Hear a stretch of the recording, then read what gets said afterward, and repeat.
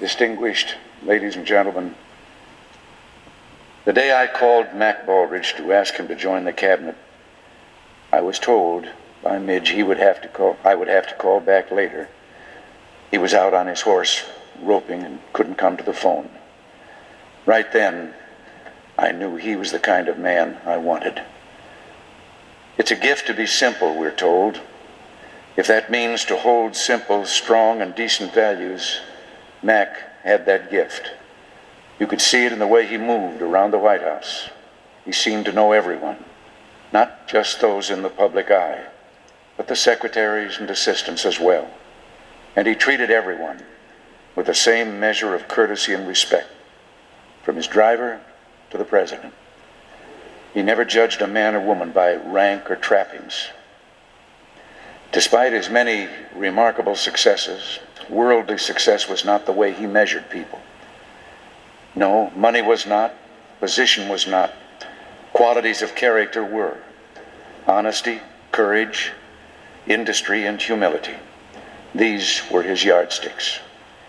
And if you had these simple qualities, you made it in his eyes, whether you were rich or poor, famous or unknown. Language was one way he decided if you were his kind of person. It's well known now that he insisted on simple language in memos at the Commerce Department.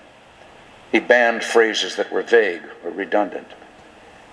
He once said that the thing he liked about cowboys was that they didn't talk unless they had something to say. And when they said something, they meant it.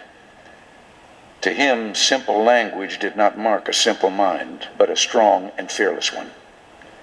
It was a sign of those who didn't hide their meaning behind a cloud of ambiguous words. Mac, of course, never hid his opinions. Even if the tide was against him, he was forceful and clear and unflinching. I always knew where he stood, and so did the country.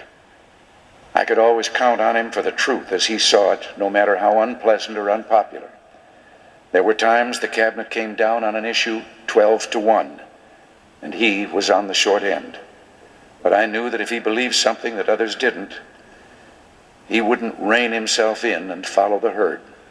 He would step forward and be clear.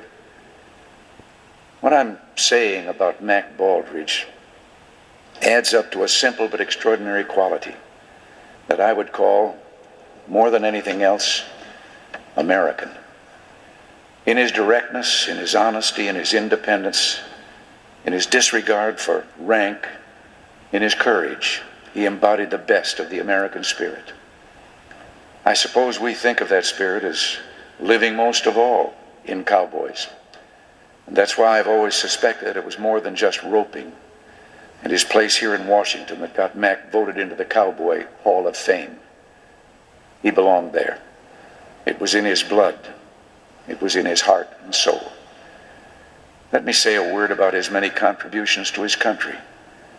These were not simple, although they were built on simple principles. Principles like his reverence for the independence of the American character, for the freedom that lets independence flourish, and for the opportunities of a free society.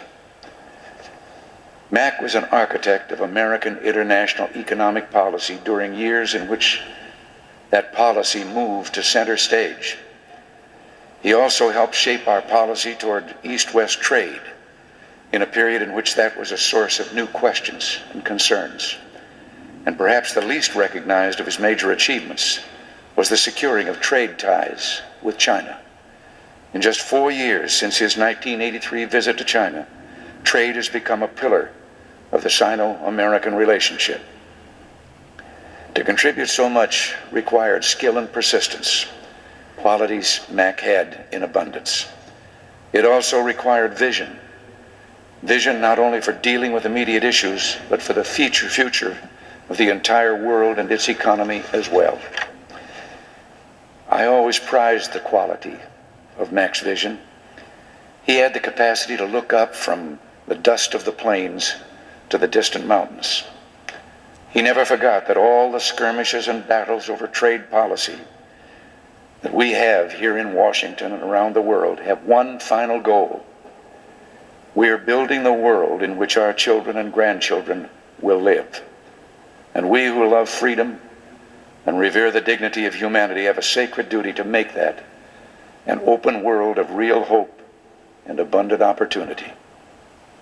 A world in which the spirit of freedom, yes, what you might call that part of the American spirit that lives in all of mankind, in which that spirit can ride across an open range toward the peaks beyond. I'm told that Mac's staff had orders to interrupt him at whatever time of the day with calls from only 2 people. I was one, and any cowboy who rang up was the other.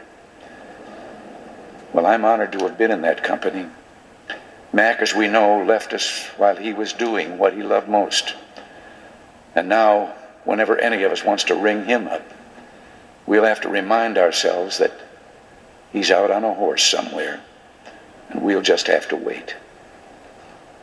Yet in his simplicity, he has entered the company of the men and women who have shaped our nation and its destiny, and he will live in that company forever. Yes, there is sorrow, but the sorrow is with us and for us. We must believe that door is opened that God promised, and he has just gone through that door into another life where there's no more pain, nor more sorrow.